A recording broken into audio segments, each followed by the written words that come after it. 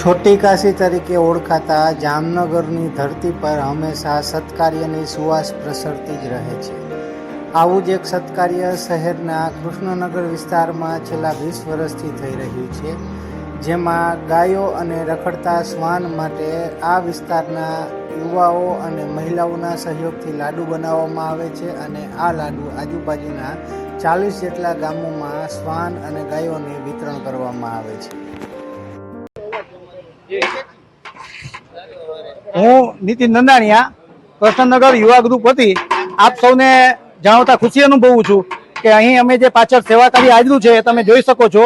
એમની અંદરમાં અમે ટોટલ 1500 કિલો, એમાં 900 કિલો ઘઉં છે, 300 કિલો ગોળ છે અને તથા 300 કિલો તેલ થકી ટોટલ 1500 કિલોના વોલ્યુમની અંદર અમે લાડુ બનાવીએ છીએ। એ ગાયો અને કૂતરા માટે છે અને આ સેવા કાર્ય અમે એટલા માટે કરીએ છીએ કે આવનાર સમયની અંદર વરસાદ સારો થાય, માલ મોલત સારી થાય એ હેતુથી અમે આ કાર્ય કરીએ છીએ અને આ કાર્યની અંદર અમે ટોટલ 70 થી 80 જણા લોકો કાર્ય કરીએ છીએ અને સાથે સાથે 200 જેટલા બહેનોનો પણ સહયોગ છે। આ તમામ કાર્યકરોના સહયોગથી અમે આ કાર્ય કરીએ છીએ અને આવતીકાલે આનું વિતરણ આજુબાજુના 40 થી 50 ગામની અંદર થાય છે।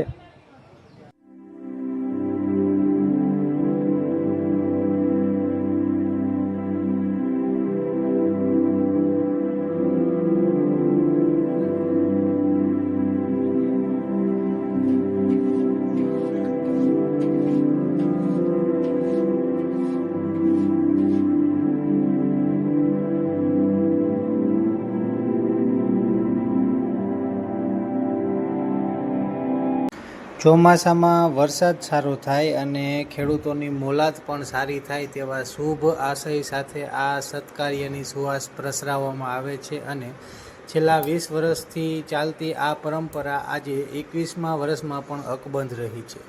લાડુ તૈયાર કર્યા બાદ આજથી જ ગામે ગામ વિતરણ કરવામાં આવશે, જેમાં યુવા ગ્રુપના સાથ સહકારથી અને ગ્રામજનોના સાથ સહકારથી આ લાડવાનું વિતરણ કરવામાં આવશે।